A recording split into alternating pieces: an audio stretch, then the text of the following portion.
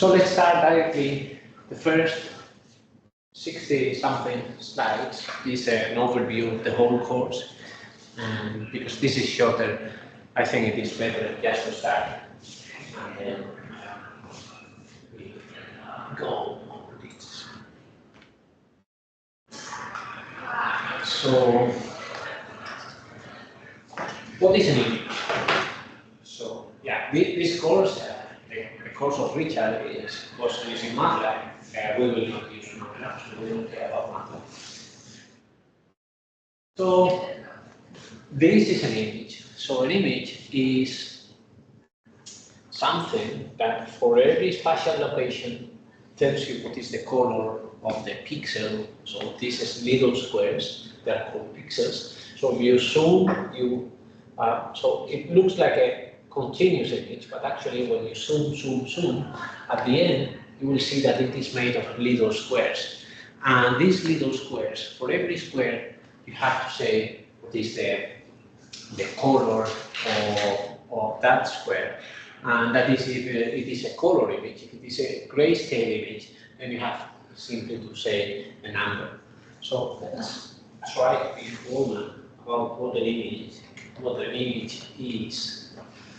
So an image, so let's say that we have this image and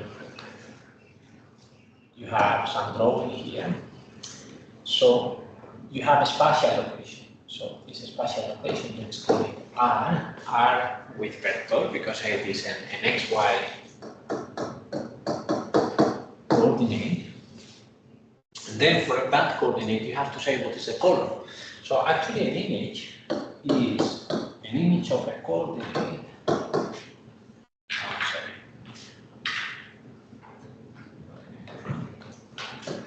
So an image is something that takes in a continuous world. In a continuous world, it takes a spatial location, and then you have to say a color. Right? For the moment, colors will be 3 real numbers. And now you will start to see the connection with mathematics. Images are functions.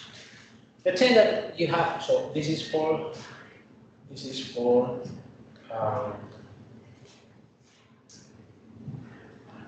color images. Color continuous images. So it is color. So it is continuous because the argument, that is this one, is continuous. So you can take any value. Now,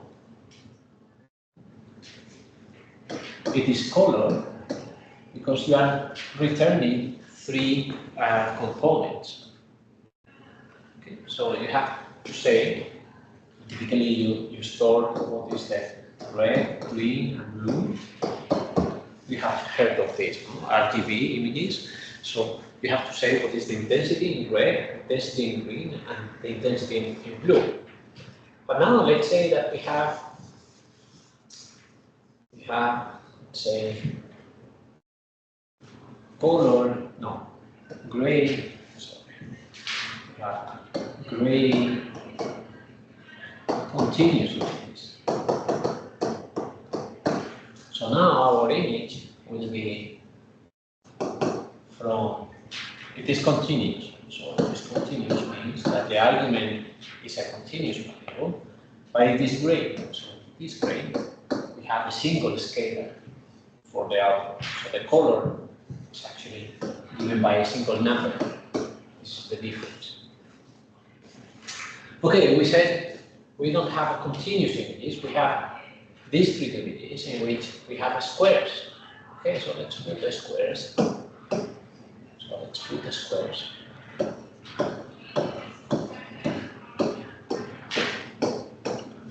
This is a square, column number 0, column number 1, 2, 3, 4, 5, and the same here. So we have our object there. Now, you know, these colors are constant, so they are made, all this has a single color, all this has a single color. But now, in terms of a formal image, what do we have? So Now I will use a different notation for this. That is, we have the argument.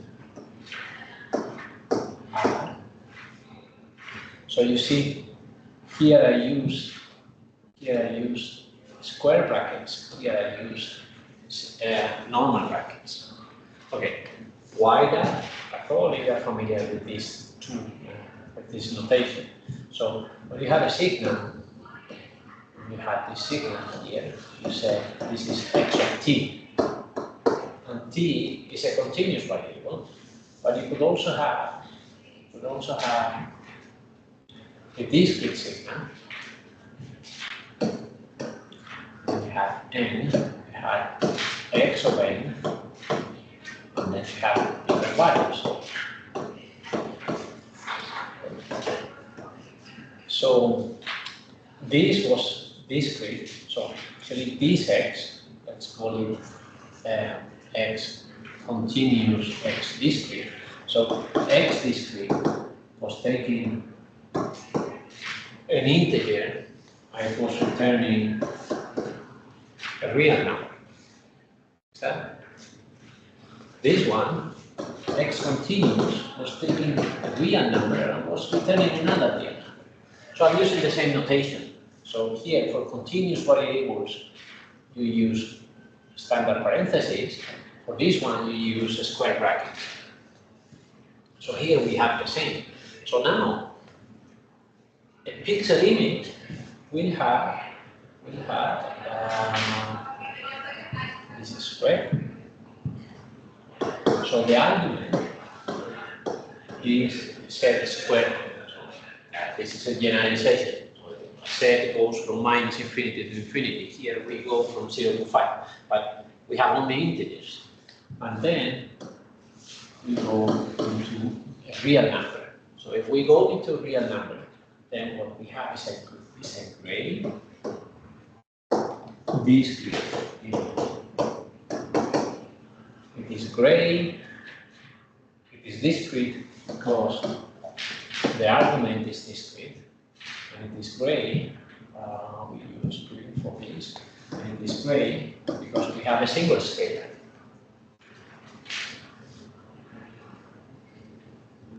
Okay, so this is formally an image.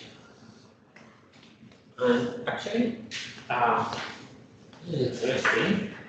You can look at the volumes, for instance. So what happens with volumes?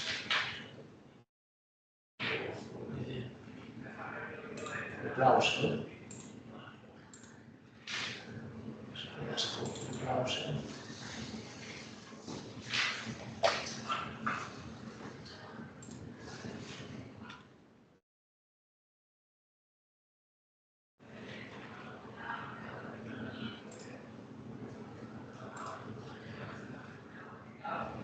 So let's say this one.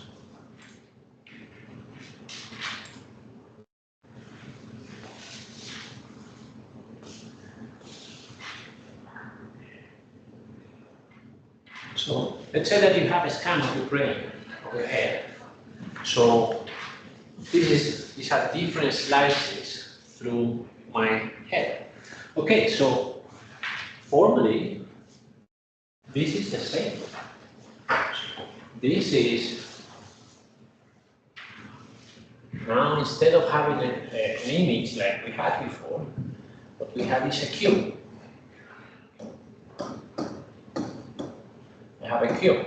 And then we were showing before one of these slices. This is what was displayed, and then you have many of these slices. Okay, so let's say that this is, let's put names to the axis. So this is axis Z, and let's say that this is X and Y. So what is a volume? Your head is simply an image, a volume is a function that takes a coordinate in 3D, and in that case that was gray. It is returning a gray value for each one of the slices of the coordinates. So actually this is V of X, Y, Z. So if I fix one of the sets, so let's say I fix this one, which is Z naught. So then if I fix Z naught, this is X, Y, Z naught. So this is no longer a variable. This one is no longer a variable. So what I have is an image. Something that depends on X and Y. So that is why they look like images. None of the slices, they look like an image. What about the video? Video is like this, but now, instead of having set, we have here is time. So we have images, and then for every time instant, what we have is a different image. It is the same as this one. So volumes, images, videos, signals, they are all the same. What is common among all of those is that they are functions. That is the important thing. An image is a function. A signal is a function. It is what is the this is called this part. This part is called the domain. So those are the coordinates. And this one is called the range of the function. The range of the function are the values that it takes. But they are functions. An image is a function. And then that is why you have so much mathematics in it. Okay, so let's go to the slides. So now we understand an image is a function. And we have pixels because we have discrete positions in space. And then all the continuous, so actually you have the same in signals. So in signals,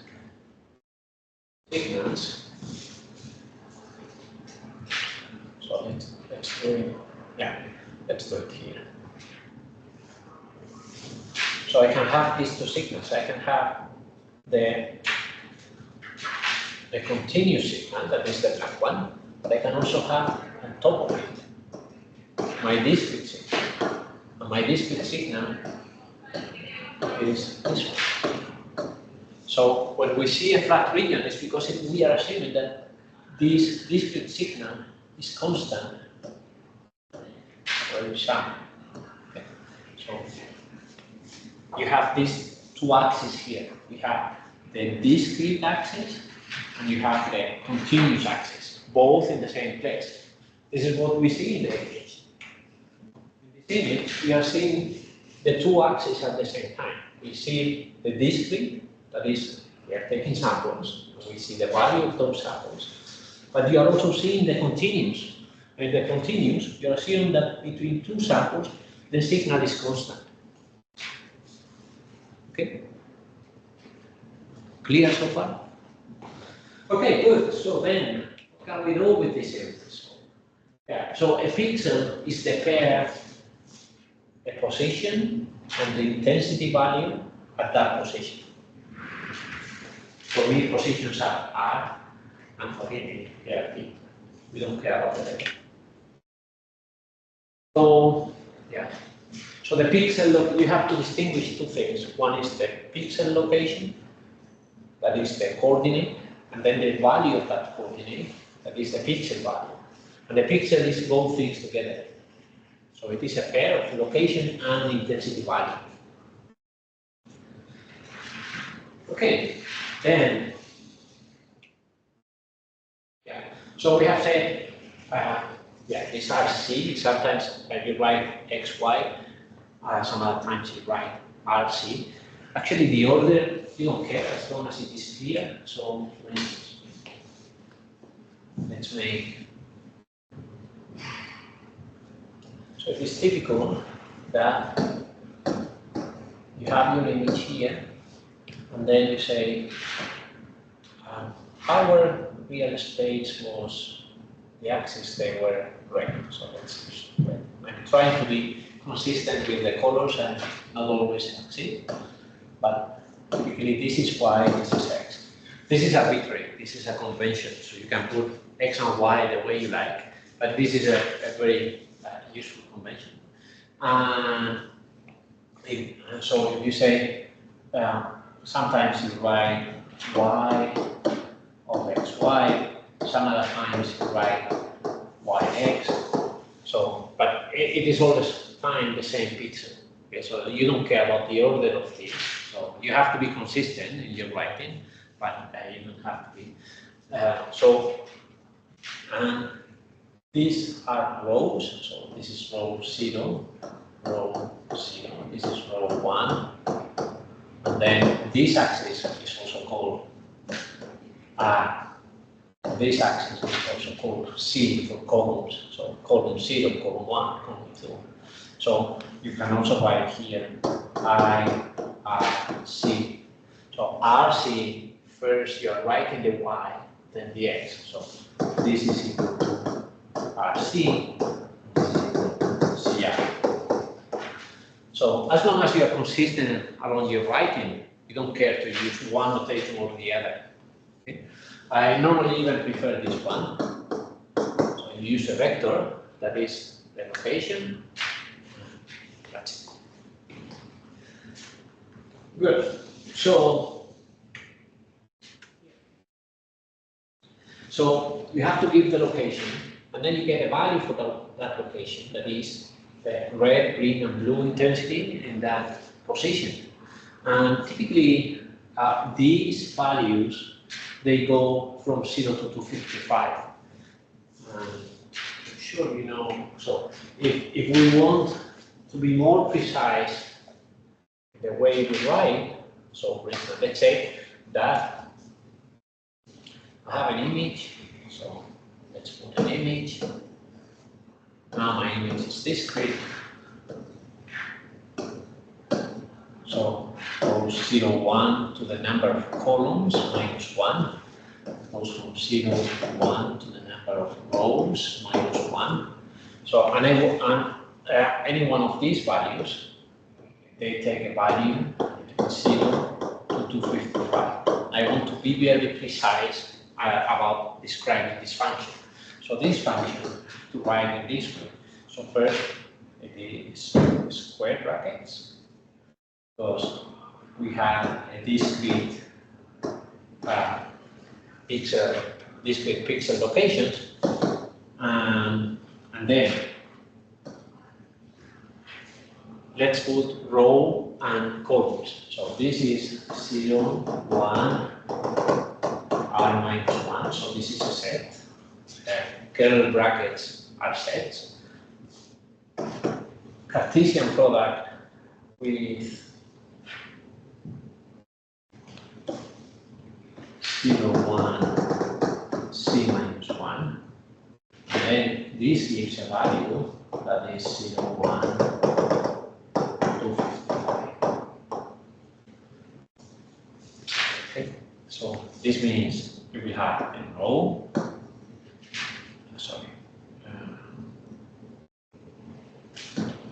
here we have a column, and then we will have a value.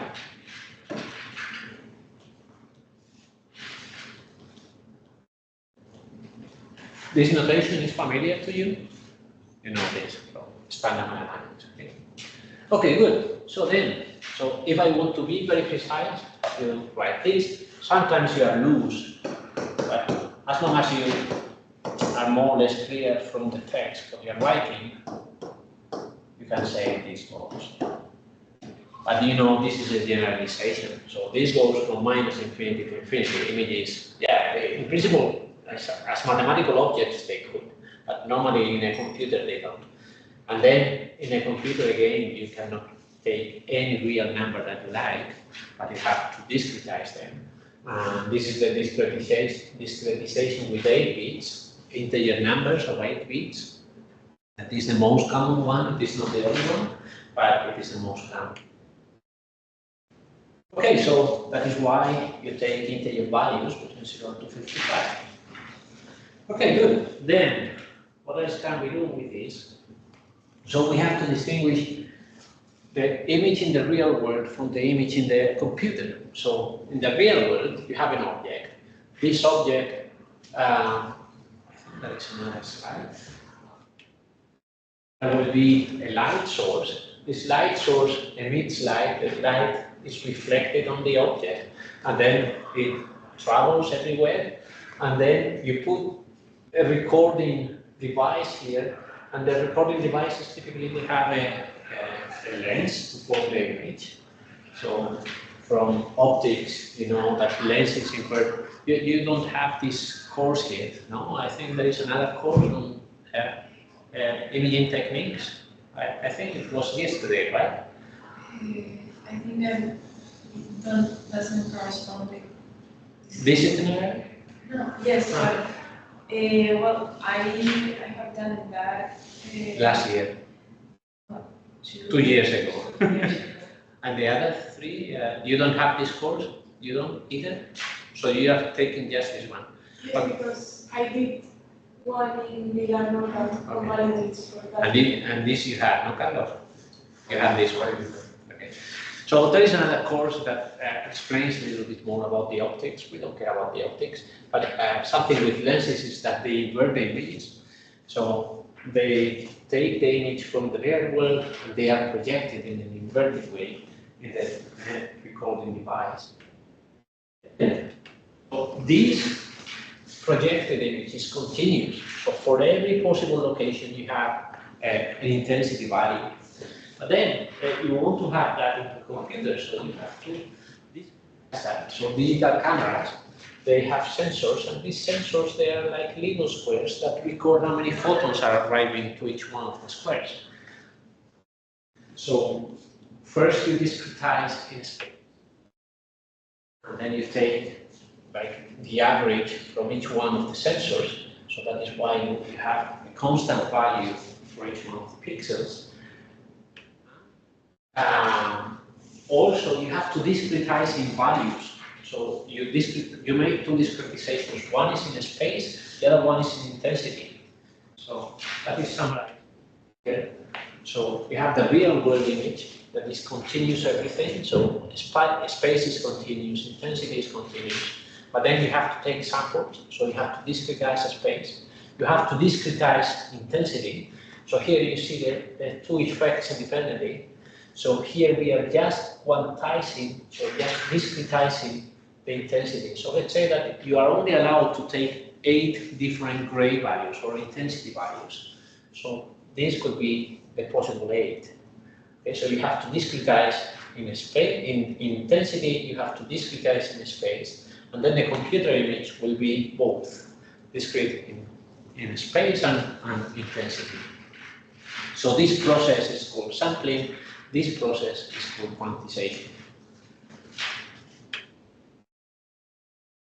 So, about the sampling. So we have a continuous image. We have the continuous variables, but here they are called rho and chi. Rho because it is the Greek letter for R, chi for C. So, let's say that we have our continuous image here. We overlay a grid, and then I have to decide what is the value that I put here in this pixel. So I have this pixel, and I have to decide what value to put there.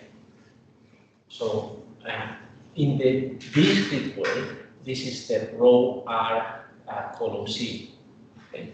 In the continuous world, all these the 2 axes are rho and chi. Okay, so what is the value in the sample image at R and C? So something that I can do is I can take all the colors, all the intensities in this little square and compute the average. So you may remember from calculus, computing the average of a continuous function is just an integration. So you integrate in the little square. So this little square is this integration here. Okay, so you have to go from rho chi.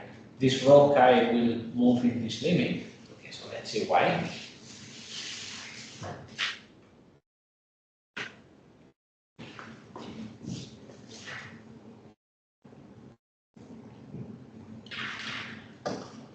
So I will make very big pixels, okay, so that it is clear. So let's say that my rho chi axis, my rho chi axis is this one. So this is the origin, this is the 0, 0, and this is rho, this is chi. And then I will have, on top of this, I will have my discrete axis. My discrete axis is, this one is, this is C, this is R. And this is C, column 1, column 0, column 0, column 1, column 2. And this is row 0, 1, and 2. So I want to decide what is this pixel. So I want to decide what is I of 0, 0. 0, 0. The 0, 0, they are green. So they are in my discrete space. Okay, so I want to compute this integral. Okay, so this integral is the integral of let me have more space. So I will have a double integral. I will have to integrate in rho, and I will have to integrate in chi. And this will be the continuous image in rho chi. But now I have to say it from where to where. So let's look. So I have to go from 0 to 1. Okay, so let's say this is also something that we didn't introduce. So the discrete, so let me introduce it in signals. In signals you are more familiar. So here, you know that the separation between two samples, is the sampling rate. You remember that? Yeah. You know, you're familiar with this. So you have a sampling period. So this is the sampling period. Okay, so for us, the sampling period will be called delta. So in the slides, the sampling period will be called delta. So this integral here, we have to go from we are in the red axis. So the red axis will have to go from 0 to delta, 0 to delta, and then we have to divide by the area, compute the average. So that is for the 0, 0, and then you can do similar reasoning for the next one. So for the next one, maybe you go from delta to 2 delta and so on. So in general, when you are at the pixel RC, you have to go from R delta to R plus 1 delta, and from C delta to C plus 1 delta. So this is just, sampling is just taking an average. So if you make a sum, so for instance, you compute the average of this one, the average of this one, gives some kind of pink, and the intensity of the pink depends on how much red you have in the pixel.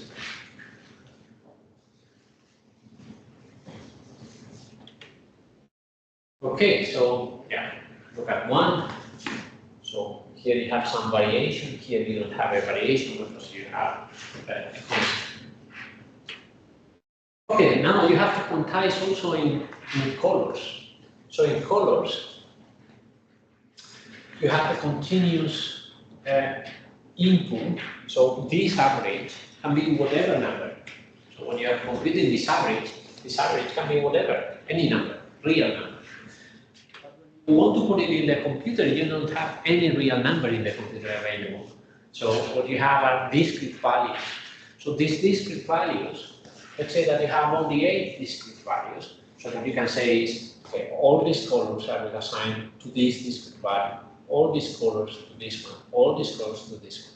So this step function tells you what is the transformation between the input color to the output color. So and now, so this image is discrete. So let's put some name here. It was called a sample here in this slide. So I sample of R. The space is discrete, but the intensities are not discrete. But now I will quantize it. So I will quantize it. And I will construct my discrete signal. So my discrete signal, that is also discrete in space, will go, these are two dots.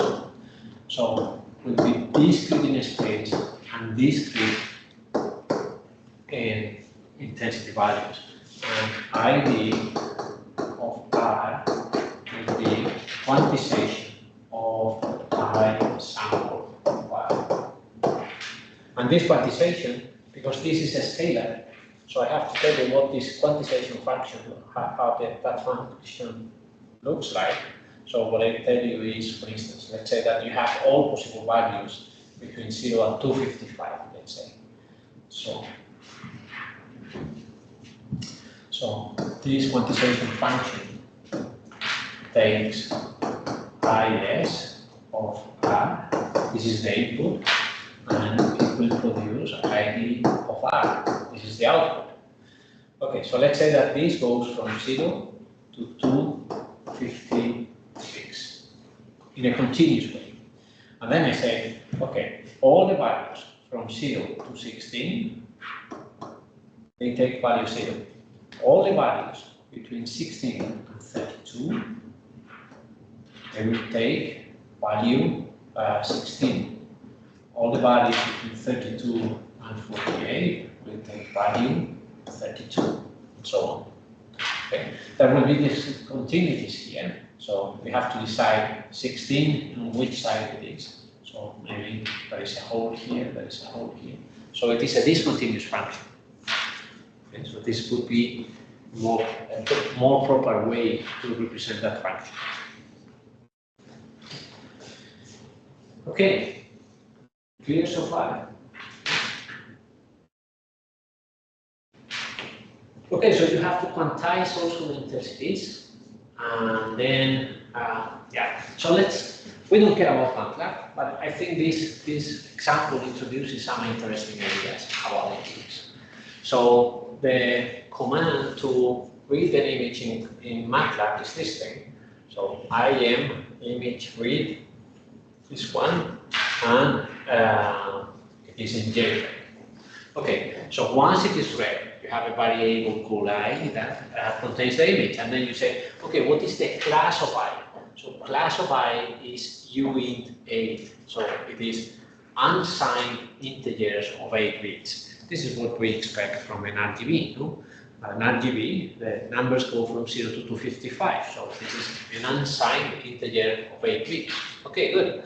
Now, what is the size of that? So the size of that is this thing. So it is 600, 1200, and then 3. And then we understand, okay, this is number of rows, number of columns, and number of channels. So we have 3 channels for the RGB. So now we will display. So we see it there. Okay, so first thing is that we see they are compressed. So these people, they don't look natural. And the thing is that when you make a display, so you have to separate the display from the real information. So when you make a display, I can display the image in this way. So I can display the image in this way. So for instance, let's say that. So, but just for display, the delta in delta x is different from delta y. Okay, so you have to think about it. This is just a compression at the time of display. So this is what is happening here. So the 2 pixel sides, they don't are similar. They can do, this is the common in MATLAB, that is true size, and now the 2 deltas look the same. So you have to separate what is the information content from the way to present that information. Okay, something else. Here, MATLAB 0, 0 is here. Yeah, actually MATLAB starts at 1. So it doesn't start with the coordinate 0, it starts with the coordinate 1. We don't care about that. So 0, 0 is here. So we see we have 1200 pixels in that direction, 600 in this direction. So now I can make a cropping and take that, and my signal starts somewhere else. So it doesn't start at 0. Okay. So it is like I have a signal in time, and then I look at a particular time, and the first point for that particular time is the time I'm looking at. Okay, so good. And then you can again start at 0, 0. So the origin is arbitrary. So this is like, let's make an analogy in time. So let's say that I have this signal. So we have this signal x of t, and then I look at a particular location, so time 0, time 1. This is the region I'm interested in. And this is the origin for my time, right? So this red signal, I will call it x prime, a different signal. And x prime can go from t0 to t1, or I can put my origin here. So this is now my time of origin 0. And then I can say my signal starts at time 0, right? It's a t prime. Okay, so this is t prime. Or this is x prime time. Okay? So the origin is arbitrary. You can put the origin wherever you want. So if it refers to a larger signal, then you have to keep track of what the original location was. Otherwise, you can start again at 0, 0 here. Okay. Then, yeah, so now I know how to show images. So now I load another image, that is this GIF file. I load it. You may notice here that I'm loading instead of one variable, I'm loading 2. We will not pay attention to the second one for a moment. So what is the class of image I? So the class of image I is still intensity integer unsigned of 8 bits. But now they look strange in the sense that I have only rows and columns. I don't have channels now.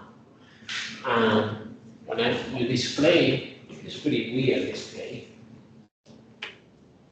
And when you say color map CMAP, CMAP is the second variable that you load in, then you have the right display. Okay, so the interesting idea here is the color map. So the first one, this first one that we have, called TrueColor. Okay, so you store the RGB values for each one of the pixels. They're called color map images. And the difference, I think there is a if I make a drawing, so let's make a drawing.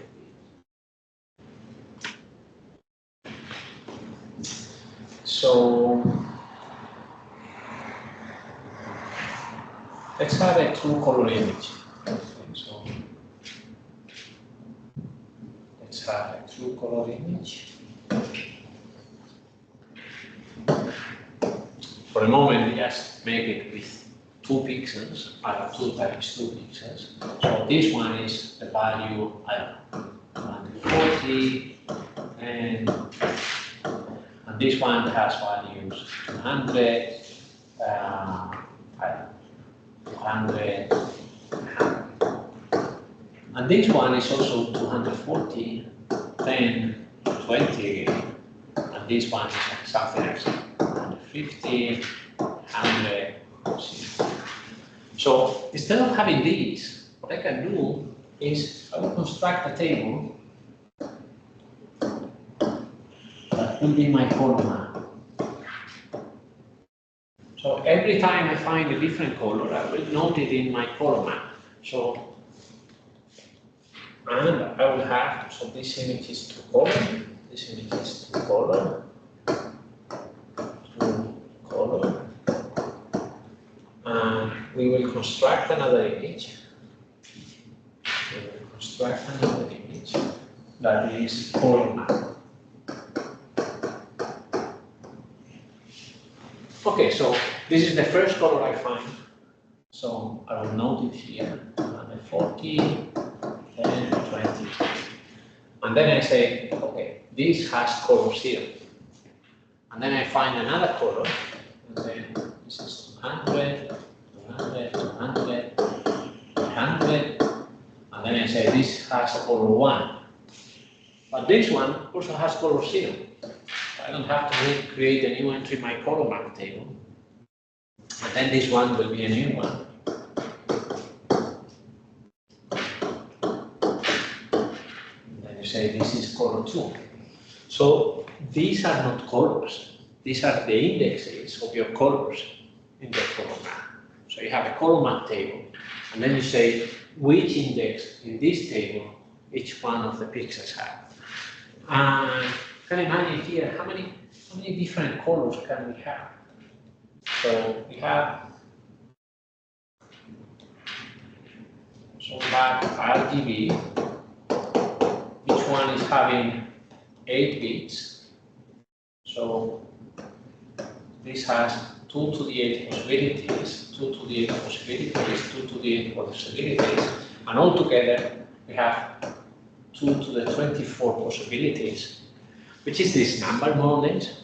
Do you know some easy way of getting relatively good approximation to the numbers?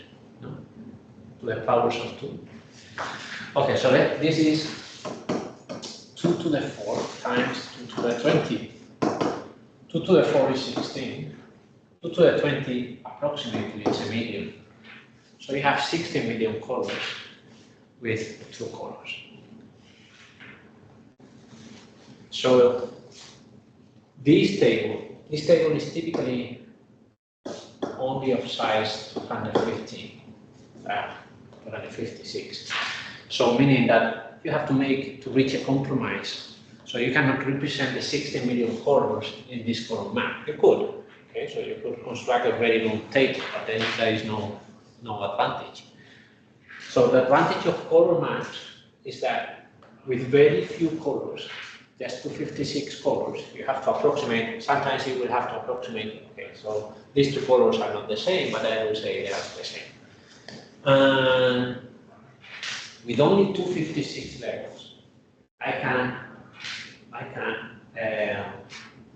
represent my images. So you see, it's not bad, but this one is using only 256 colors. So you are getting a color map, and then what we had before, it was a display of the indexes. So you see all these backgrounds, they have very similar index.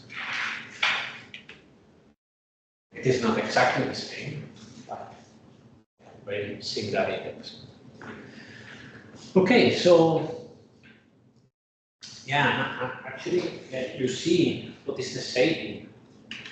So let's say that you have an image of a size 1K, 1K. Okay, so you have an image of size 1K. So you have 1,000 rows and 1,000 columns. how many numbers you need to represent this image in RGB. So you need 1K times 1K, that is 1 million. You need 1 million. And then for each one, you need a byte for each one of the channels. So you will need 3, let me write it this way. You will need 3 megabytes to represent that image. What about this one? How many bytes? The color map is very cheap. So what is the size of the color map?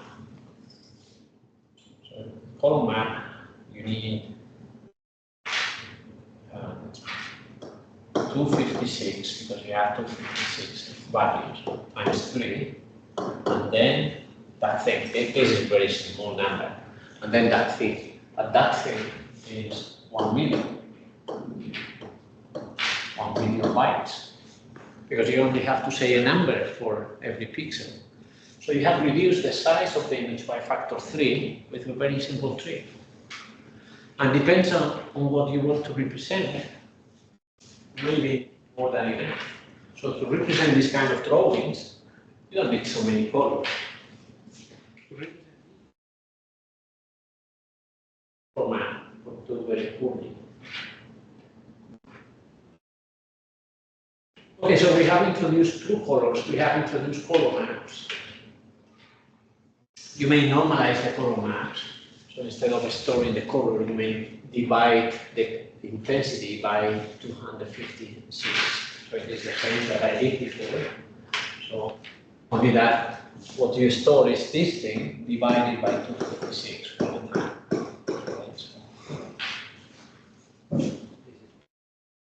Right here.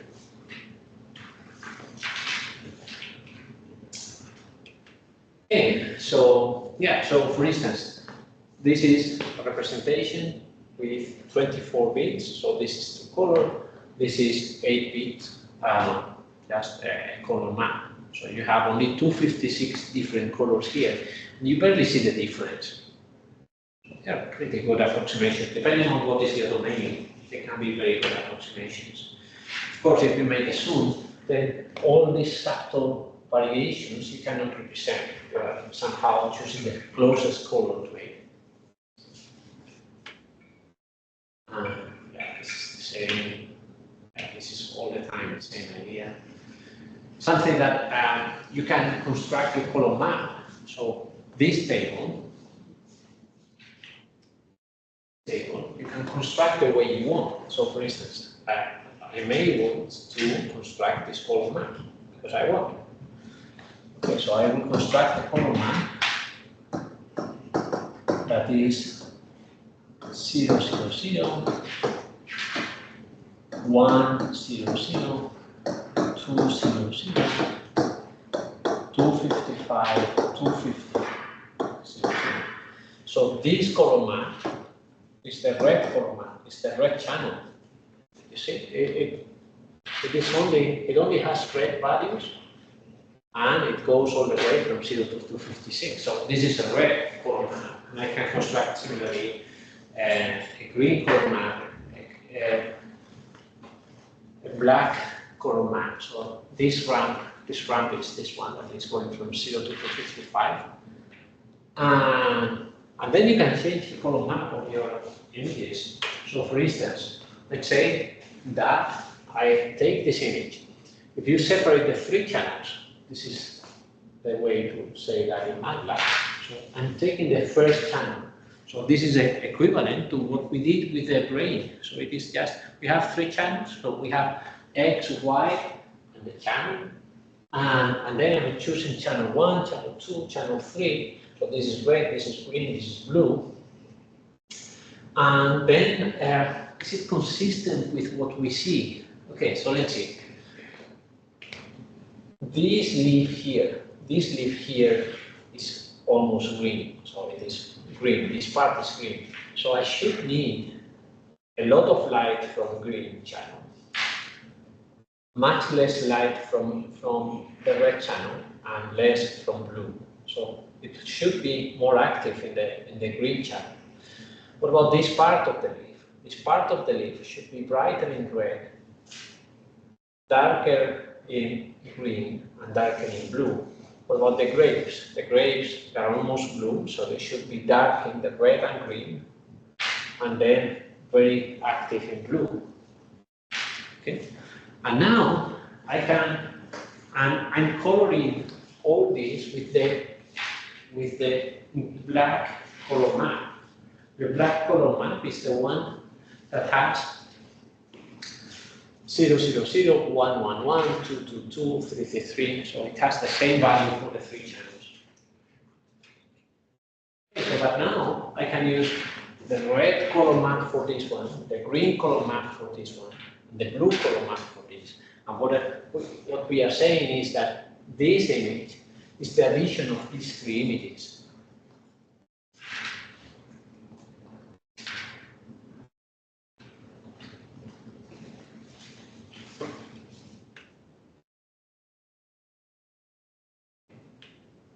And also, images are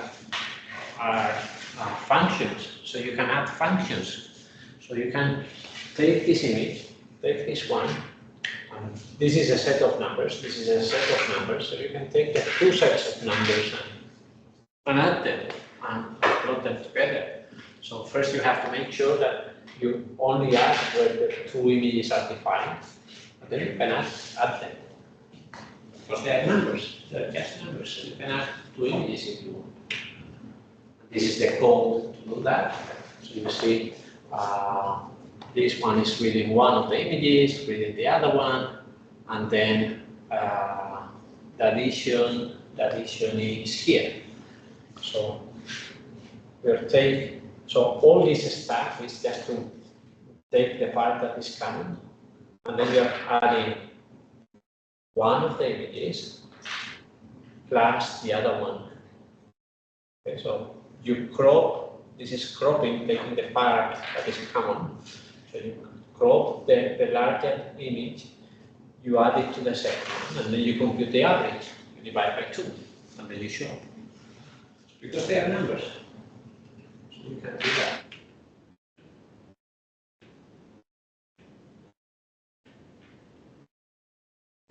Okay, something else. We can do changes to my numbers. So let's say that I take an image, this one, and only for a channel. Okay, so you look for at one channel, the red channel, you take what is the minimum value of the red, what is the maximum value of the red, and then you apply this transformation. Okay, so what is that transformation? I will write it here again.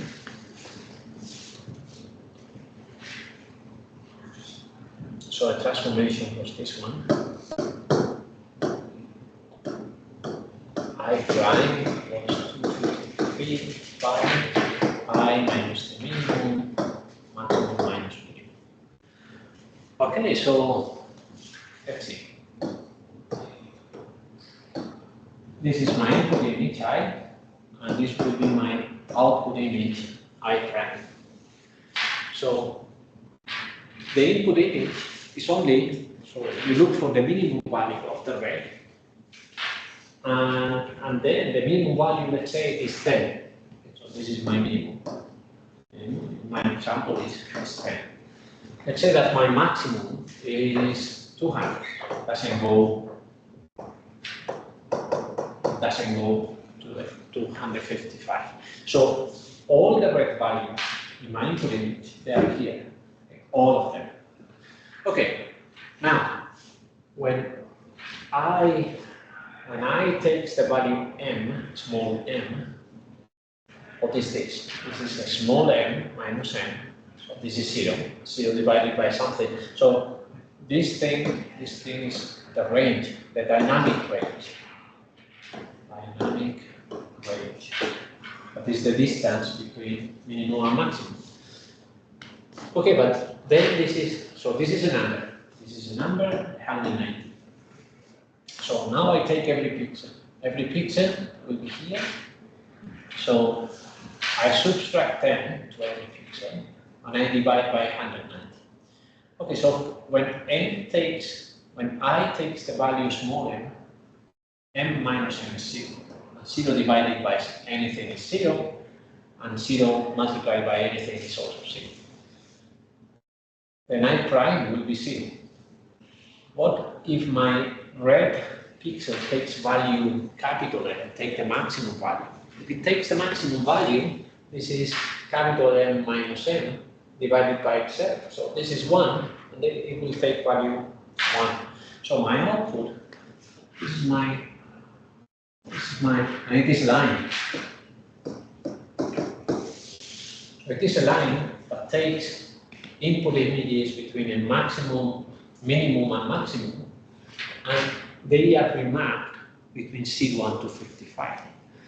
So this operation is called scaling, range scaling.